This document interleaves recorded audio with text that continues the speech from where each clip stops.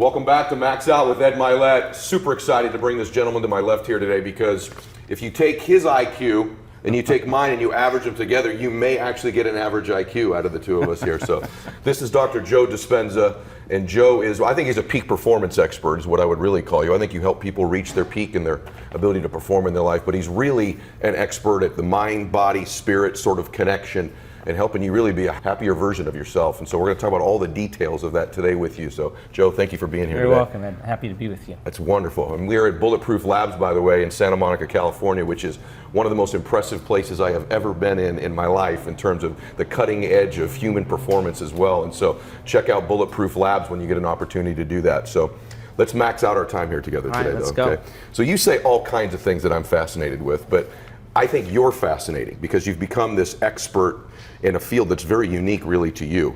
And the way you explain things, people always want to know how to perform better, how their brain works. Mm-hmm. And I think you show them how to do it, but also why it works. And I'm fascinated by that. So, but you didn't start out in this industry, right? So before we go to all the great stuff, how the heck did you become you? Like I've read about you. You were actually, you're a chiropractor prior, correct? Yeah, I started out as a chiropractor. So tell everybody about you just a little bit. Well, let's see. I got started on this, I think most of the time when we wake up, we need a wake-up call. And I was in Palm Springs, California. I was in a triathlon. I was on a biking portion of the race, and I was making a turn, and I was passing two cyclists on the corner. And there was a cadet, a police officer, kind of pointing at me, waving on to make the turn, like this. Okay. And he had his back to the oncoming traffic. So when I made the turn, a four-wheel drive Bronco going about 55 miles an hour caught me from behind and catapulted me out of my bike. Oh my gosh. Anyway, when you land that hard on your rump or on your back, the force of that compression takes the columns of the vertebrae and compresses them. So I had broken 6 vertebrae in my spine. Goodness. And I had bone fragments on my spinal cord, and the very top segment, the 8th thoracic vertebrae, I broke T8, T9, T10, T11, T12, and L1. And T8 took the compressive force and I flexed, and so when I flexed, it compressed that vertebrae more than 60%, and the arch where the spinal cord passes through broke like a pretzel. So I had multiple compression fractures of my thoracic spine. I had bone fragments on my cord because when you compress a volume of something, the volume has to go somewhere. So it went back on the cord, and the neural arch of the 8th thoracic vertebrae was compressing the cord as well. Oh my goodness. So anyway, a typical procedure for something like that is called the Harrington rod surgery. And they cut off the back parts of your vertebrae. It's called a laminectomy. In my case, it would be from the base of my neck to the base of my spine. Got chills. And then they screw in these stainless steel rods, and the action of screwing into the bone causes a cantilever. It kind of pulls the column off the cord in some cases and opens up the nerve supply. And then they take bone fragments from your hip and they paste it over the top and they hope for the best. And so I had 4 opinions from 4 of the leading surgeons in Southern California, and it was unanimous that I needed that procedure. Now, I was in a lot of pain. I had some neurological problems. And they told me if I didn't have the surgery, I would never walk again. So I decided against the surgery. And I thought I didn't want to live handicapped. I didn't want to be in a wheelchair, and I didn't want to be addicted to pain medication. So I thought I might as well take a chance here. So I didn't really know what I was doing at the time. I was going to say, the chance on what? Did you know what the alternative was? Well, I think that I believed that this voice kept coming up in my head saying, the power that made the body heals the body. And I thought, well, God, this power is an intelligence, and intelligence is consciousness. Consciousness is awareness. Awareness is paying attention. It must be paying attention to me. Can I ask a question? Yeah. Did you think this way prior to that incident? Yeah, to some degree. I think that most of us are philosophical to some degree. You know, we have a philosophy about life. So do I. But when you're initiated, that means you have to initiate that philosophy. So love that. I had to take what I knew and weigh it against what I didn't know. And I think one of the worst places we wind up as human beings is indecision.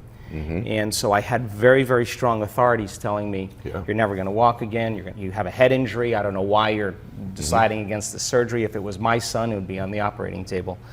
Anyway, I checked out of the hospital and I began the process. I wasn't going anywhere, I wasn't doing anything. I was laying face down, and I said, I'm not going to let any thought slip by my awareness that I don't want to experience. And if this intelligence is truly a consciousness, I have to be present with it. And so what I did was I just started reconstructing my spine and my mind, vertebrae by vertebrae. And then, I'd start off doing that, and the next thing you know, I'd start thinking about, should I sell my home, should I sell my practice? And I realized that the template, the design that I was creating wasn't complete. So I'd stop, start all over again, get frustrated, then it would get harder. And it sounds like me when I began meditating. Yeah, it's the same thing, yeah. Because meditation requires being present, and that's a skill. You got to practice it. So I didn't have a teacher at the time. I was just going off my intuition. And it would take me 3 hours to go through the whole entire process just to complete it. And I'd start all over because I wanted it to be a complete model. So 6.5 weeks of just a dark night of the soul. Because I think when we're traumatized or we're under stress, we tend to focus on what we don't want to have happen and what we do want to have happen. And I think in survival, we're always preparing for the worst case scenario. So it was a battle that I couldn't get my mind to do what I wanted to do. At the end of 6.5 weeks, one day, I went through the whole entire thing without breaking my focus, and I swear it was like hitting a golf ball right in the sweet spot. It just clicked, and I clicked. And from that moment on, my body started to heal. That's incredible. I started to have less pain, my neurological symptoms were diminishing. And the moment I started to correlate the changes that were happening in my body with what I was doing inside of me, I started doing it with more passion and more enthusiasm. Anyway, I was back on my feet in 9.5 weeks. I was back training again at 12 weeks. Come on. I was back in my practice, and they told me that I would have to wear this body cast for a year, 6 months to a year. And well, gosh, I put it on once and took it off and said, there's just no way I'm going to wear this. And so I just made a deal with myself, and the deal was, in those lonely nights where I couldn't sleep, if I'm ever able to walk again, I'll spend the rest of my life studying the mind-body connection and mind over matter, and pretty much that's what I've been doing. That's amazing. Then. So that's see, I'm a layman, so I start out introducing you as a peak performance person, because I see everything through performance, I guess, right? But that's incredible, because the sophisticated version is that you've studied this convergence of like neuroscience, quantum physics, epigenetics, sort of the convergence of that, right? What would you say you do? In other words, if someone said to you, because I know we talk a lot about healing, but what would you say? Someone says, what do you do? What would your answer be to that? I get that question every day, every week when I'm on a plane. Someone sits next to me, they go, so what do you do? And then I wind up talking to them for 4 hours. I teach people really a way to live a better life and to heal themselves of past scars, to provide the tools for them to realize that they're more than they really perceive themselves to be. And I believe that your personality creates your personal reality. And can you elaborate on that? I was going to ask you about that. Yeah, so your personality is made up of how you think, how you act, and how you feel. So the present personality who's watching this show has created the present personal reality called their life. Means then if you want to change your life, your personal reality, that means fundamentally you have to change your personality. That means you have to start thinking about what you've been thinking about and change it. You have to begin to become aware of your unconscious habits and behaviors and modify them. And then you have to look at certain emotions that keep you anchored to the past and decide if those emotions belong in your future. And I think after all these years, Ed, I think that most people try to create a new personal reality as the same personality, and it doesn't work. You literally have to become someone else. So the process then, most people, they're thinking the same thoughts, they're making the same choices, they're demonstrating the same behaviors, they're creating the same experiences that stamp the same networks of neurons into the same patterns, all for the familiar feeling that they call themselves. And if you keep doing that over and over again, there's a principle in neuroscience that says that nerve cells that fire together wire together. So people begin to hardwire their brain into a very finite signature, into these automatic programs. Turns out by the time we're 35 years old, we become a set of memorized behaviors, emotional reactions, beliefs, perceptions, unconscious attitudes that function just like a computer program. So when people want to change, they're using 5% of their conscious mind, and they can think positively all they want, but the programs are running subconsciously telling them that they're negative. So the only way to do that then is to get into the operating system. And getting into the operating system of that, where those programs exist, requires then people beginning to go do some inward work. If you sit down and you disconnect from your outer world, you close your eyes, we play some music in the background, you sit your body down and not smelling anything or tasting anything or experiencing anything or feeling anything, and you're not thinking about or anticipating the future or remembering the familiar past, that moment, that elegant moment where you fall into the present moment is where the magic happens. And so after looking at enough brain scans in the process of studying the transformation, I call that getting beyond yourself, because when you disconnect from your present personal reality and personality, now you're ready to create something else. And so what thoughts do you want to fire and wire in your brain? What behaviors do you want to demonstrate? And the act of rehearsing the behavior begins to install the neurological hardware in your brain, primes it to look like the experience has already happened. Let's step back for a second. I want to stay on that. I want everyone to be with us. So a couple things you said, because you said a ton there, right? And so I want everybody to catch a couple things here. A basic thing, a base model, is that people don't think about what they think about enough. In other words, just taking a second to think about what you actually think about is a breakthrough experience. Just something that simple, right? And we have, you can correct me, but we have somewhere around 80,000 thoughts a day. Is that about right? And at some point, 70% of them, I just want everybody to understand this, are the same thoughts on 90% of them. So 90% of those thoughts are the same thoughts on a daily basis, and we wonder why, if we really are what we think about, why our lives continue to sort of perpetuate themselves over and over again. You got it. Okay. You got it. And so we have these patterns. You've talked about beginning to consciously choose and decide what these thoughts and behaviors are that you would like. So is there a way specifically, maybe one technique you give today outside of some of the seminars and books that we're going to talk about in a minute, but how do you break that pattern, and how do you become conscious of getting new thoughts that serve you, that create that person that you want to be? Look, it's really simple. Okay. Your brain is organized to reflect everything you know in your life. Your brain is a record of the past. It's an artifact of everything you've learned and experienced at this moment. Feelings and emotions are the end product of past experiences, and we can remember experiences better because we remember how they feel. So most people wake up in the morning and they start remembering all their problems, and those problems are connected to certain people and certain things at certain times and places. The moment they start thinking about those problems, they're thinking in the past.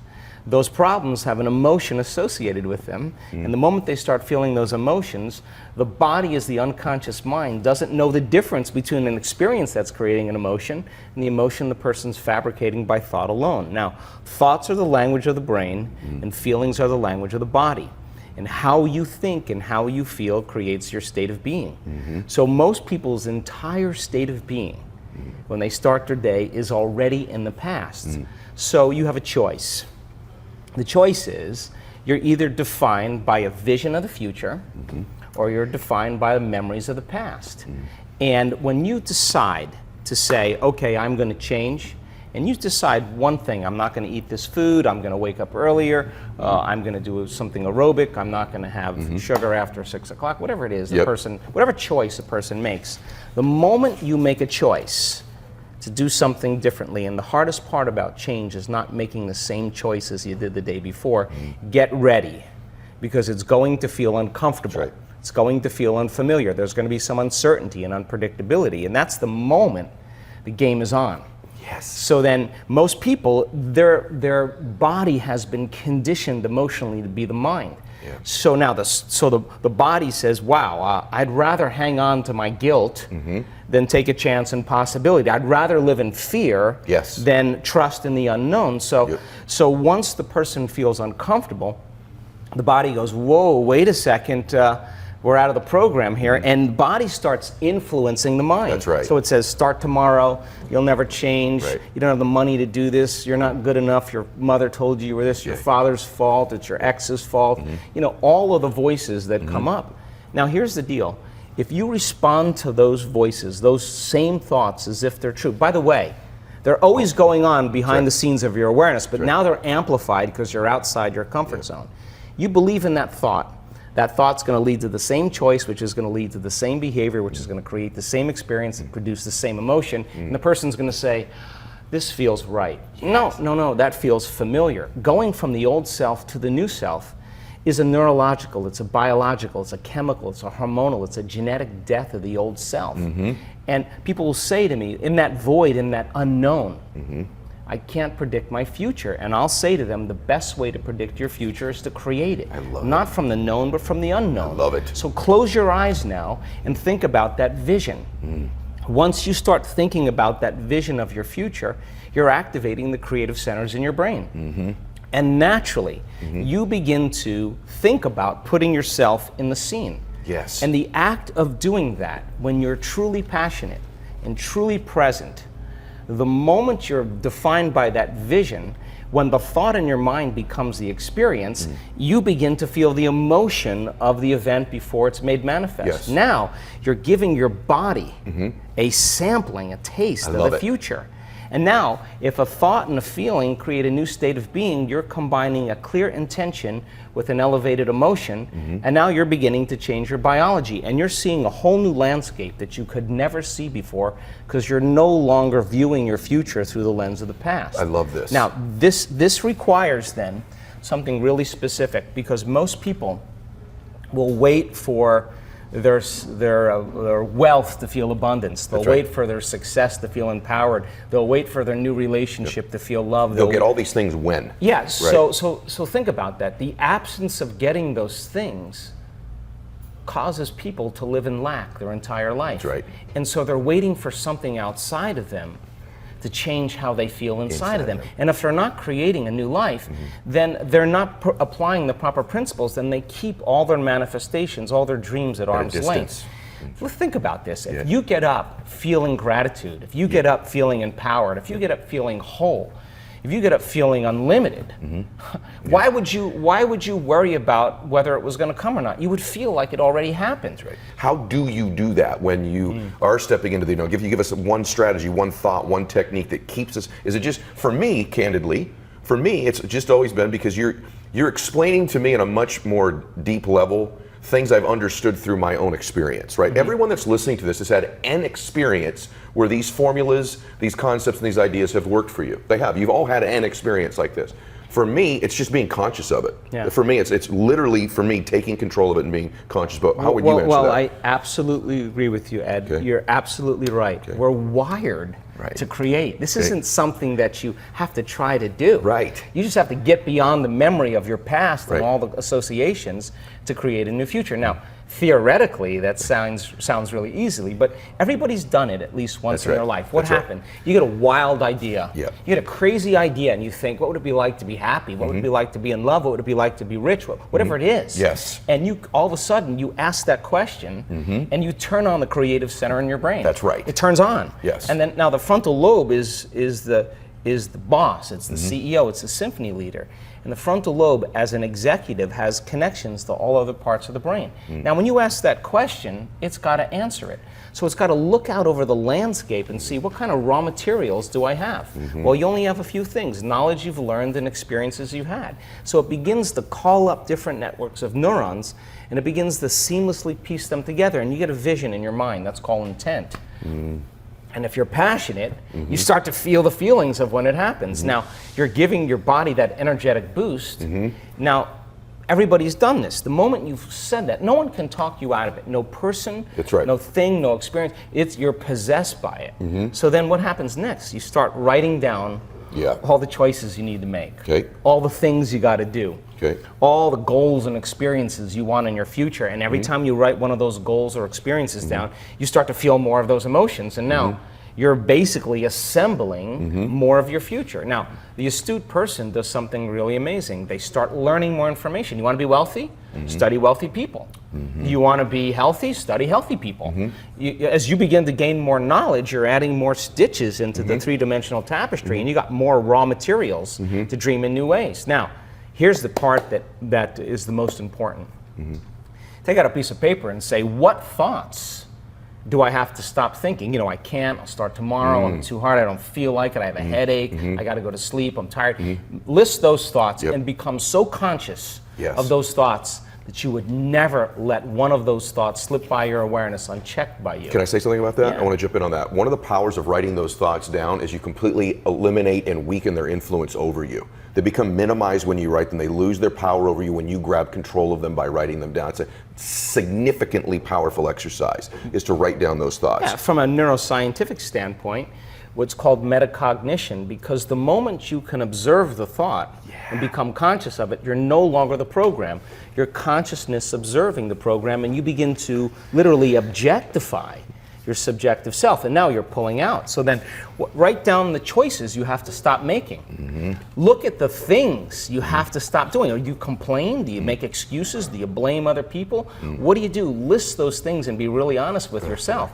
What experiences do you have to stay away from certain people at certain times and places? Stay away from them so that you are not in the environment that triggers it. And now here's the most important point. Okay. Write down those emotions that keep you anchored to the past, because those emotions are literally residue from the past chemically. So then the moment you start feeling suffering, the moment you start feeling guilt, the moment you start feeling unworthy, the moment you start feeling despair, or the moment you start feeling any of those emotions, you're back in your past. Yes. And you can't see the future. You're thinking within those emotional states. And we've looked at enough brain scans to say that when you think within a certain emotion, you're going to make your brain worse. Thoughts are physical. What are thoughts when they happen in your body? The power of this is great. The stronger the emotion that you feel from any condition in your environment, the more you pay attention to the cause. So the higher the threshold of the emotion, the more the brain narrows its focus on whatever it is in the environment that does it. And the brain takes a snapshot, and that's called a memory.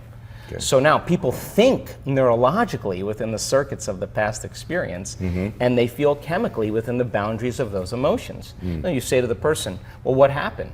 The person say, this person did this to me, that person did that, then this happened. And the latest research on memory says that 50% of what you talk about in the past isn't even the truth. That you don't have the same brain then. So you make stuff up, which means now you're reliving a past that you didn't even have, just to embellish it, to produce the emotions, to reaffirm your limited state. People are hearing this, they're thinking, I would like more of this. I'd like the details. Well, we're doing cliff notes here, right? And so you're learning, but you could be immersed in some of these things too. How does someone find you? How do they? This man travels all over the world. He does programs all over the world. People get healed physically, emotionally, spiritually. How do they find you? How do they interact with you and find out about your books, your programs, the things you can do to help them? Sure. My website is just drjoedispenza.com. We'll put it up on the screen for everybody too. I changed the format of the events this year because I did 23 workshops, progressive workshops that initiate people into the work last year, and now they're an online course, you know, and so they can study online, and they can practice all the meditations. They have a ton of resources with all the science and information, and it'll prepare them for our week-long events. And now, I'm not interested in keynotes. I'm not interested in conferences. I've outgrown all that. I want to be with doers, and I think that this is a time in history where it's not enough to know. I think this is a time in history to know how, right? And so we teach these workshops all over the world. I just came from Sardinia. We had a beautiful event with a lot of people there, and boy, we saw some pretty amazing things. I want to encourage all of you to just get engaged with him. It's just going to help you. It's going to change your life. It's going to improve your life. You can feel that as we're talking here today. Not one utterance, not 1 second has been a waste of your time, and engaging with him will only be a benefit to your time on a gigantic, life-altering type level. Can you talk about just a couple more things? Because I just want to give them the gift of it. You've studied a lot about sort of the heart-brain connection. Can you just talk a little bit about that? I just think this is fascinating. Well, when we live addicted to the hormones of stress, and stress is when your brain and body are out of homeostasis. Stress is when you're out of balance. The stress response is what your body innately does to return itself back to order. So you're driving down the road and someone cuts you off, you jam on the brake, you almost hit them, you get that rush of adrenaline, you're aroused, you're awakened from that experience. There's a rush of chemistry that takes place and you're in emergency mode. You may get angry, you may say a few things, but most people just get back on and and the body returns back to balance. You may talk about it to a coworker here and there. So that's all organisms are designed for short-term stress, you know. But what we as human beings do is something very different. When we react to something, the rush of those chemicals become addictive. Now, we begin to use the problems and people in our lives to reaffirm the addiction to those emotions. We need the bad job, the poor career. Yes. We need to watch the news because it works us up into that state. So we become like an addict that needs the rush of those chemicals. Now, when the brain is in emergency and it's living in this state, what happens naturally is we begin to pay attention to whatever the stressor is. Now, where you place your attention is where you place your energy. So the stronger the emotion you have to your ex or to your job or to the news, the more you're giving your power away to that person or thing. So good. So now, as your stress is created from a lack of control, you can't predict the future, you can't control it, or you have the perception of something getting worse. So when those chemicals are beginning to become aroused, this is what happens. You start shifting your attention from one problem to one person to one thing to another place to another problem. Now, each one of those elements you have a circuit in your brain for. So imagine looking at the brain when you're doing that. It's like a lightning storm, it's just going off, and if you were to measure brain waves when that happens, the brain is very incoherent, it's out of sync. And when the brain's incoherent, you're incoherent. At the same exact time, if you're sitting across the table from a coworker and you're smiling and you're thinking, God, I'd love to throttle him, and you're arousing yourself in that state, don't you know that your heart is racing because it's perceiving a predator? So now as the heart starts to race, it becomes incoherent. And then when your heart becomes incoherent, you don't trust yourself. When your heart is no longer coherent, you no longer make choices that are going to be in your best interest, right? It's no longer the guidepost. So then, is it possible then to train the brain to become more coherent? Is it possible to train the heart to become more coherent? And we've done extensive studies. And you can't tell me you're too old for this. You can't tell me you're too sick for this. You can't tell me you're too out of shape, too overweight, too underweight. You have a difficult past. You can't tell me that you haven't meditated before. Doesn't matter. This is fun to me. Like, learning this is fun to me. But I want them to know about you a little bit. So I want to step out of the heavy now and be to the light before we finish up, okay? Because you're a little bit dorky too. I am just a dork, so you know. I like dorks. What do you do for fun outside of this? Tell them about you, because I want them all to connect with you, and I want them. See, when I have people on my show, I bring some of the most impressive people in the world on, right? Clearly, this dialogue right here, most people have never heard almost any of this. You're one of the few people in the world who possess the ability to not only know these things, but you can communicate them in a way that's understandable. That in of itself is incredibly rare, right? This heavy stuff. I also don't want people to think you're different than them. Right? Because you're not. I'm not different than them. We're both people that we both struggle with things. We both have things that we have to work on, et cetera, et cetera. What do you do for fun outside? It's like, are you going to drink some wine with me when this is done with the folks over here? So I run wine tours all over the world. I've been drinking wine since I was 5 years old. Since you were 5 years old? Yeah, my grandfather was a winemaker and spent a lot of time tasting a lot of wines. He'd sit me down and make me taste wine. So I love wine. I love to cook for groups of people. You do? I cook really well. I have two boys and they surf, and so I get out there with them and surf a little bit. You love to laugh too, because we're off camera. Every 7 or 8 minutes you were laughing about something, so there's that element too, right? I'm a pretty normal guy. I do like to take time for myself. I think that's really important. I think when you invest in yourself, you invest in the future. I like being around super creative people. I come from a family of artists. All my kids can draw really well. My parents were artists. My brother's a great artist. Really? And so I love design. I love architecture. I love beauty. I love to. I've remodeled one home 4 times. Have you really? Just because I. Do you struggle with things? I mean, like, sometimes I think people see me, and I don't think that life's about struggle. I don't. Neither one of us do. I think you can live in a blissful state all the time. I think you can be blissfully dissatisfied too, but I still have things that life still has. If there weren't things in life that made me have to feel like I had to grow or get better, then there'd be no purpose to being here. Sure. So you have those things as well, don't you? Of course. I mean, we're growing as a company in a lot of ways, and so I have to balance Joe Dispenza and his personal life with managing a big team of people. Sure. And a lot of people relate to running events, and then being able to walk on stage and for a week to connect with people and to advance their And I understanding. understand the kind of energy that takes too. Yeah, You got to be in the right state and the right energy. Yeah, so I think it's not about reacting. I mean, I think everybody reacts. It's how long you react. I think that's the key. And so I do my best, Ed, to not see the challenges in my life. I don't take them personally, because I know that most people are running a program anyway. I always see that as what the challenge brings and how I react emotionally, so then I can take care of that, in my inner work. So then when I'm no longer reacting to the problem, then I'm no longer giving my power to it. So for me personally, I'm initiated. I call it an initiation. Love it. But I do my best to not be a victim around it. I do my best to really meet it from a greater level of mind. And certainly, somebody has faced a similar problem as me. Right. And if I look long enough, I'm going to find the answer. And then, and then taking that knowledge and information and applying it and personalizing and demonstrating it. You have to modify your behaviors in some way. And when you do, you have the experience. And the experience produces the emotion.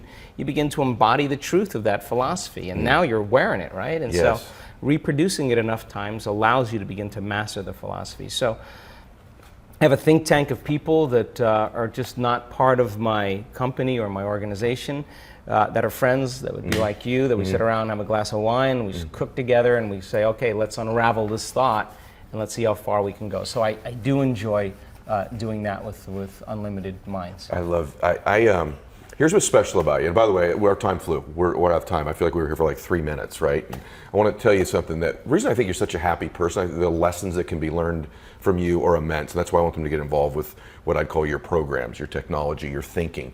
But what's unique about you, and just getting to meet you today, right? I've read about you, I've watched your stuff, but to get to meet you today is happy people find their giftedness in life or their purpose, and they live their life using that gift and using it for purpose. And that's what you do. Like this is joy for you. In other words, this is fun for you. This does make you happy. And so I think that's one of the keys in life. And I just think, having met you, I just want to tell you, just acknowledge one thing about you.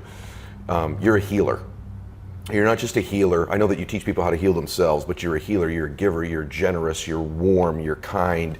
And typically people that are so brilliant, and you are brilliant, sometimes have an air and edge about them that in some way they're superior, and there's just none of that air about you. I feel like we're kindred spirits, like we're brothers. And I bet you make everybody feel that way. If we're off camera, I'm going to hit you in the gut and play You've done with that. you. You did it like 3 times. I almost whacked him back, but I didn't want to hurt him. but really the truth is that I mean, honestly, I mean, I work so hard every day in overcoming my ego that I learned really quickly to build it up the next day. I'd have to work hard at it the next day again. So I think it's a lesson that you learn as you mature, and I just do my best to see potential in people. And if you see potential in people, you don't get stuck on the small stuff. I love that. I feel the same exact way. I'll be honest with you. I feel like sometimes I interview somebody, I'm like, how are we going to fill 45 minutes or an hour? Then there are very few people, but they're wonderful when they happen, where I go, this flew by. I felt like we did 5 minutes in an hour. I really do feel like we've just scratched the surface, and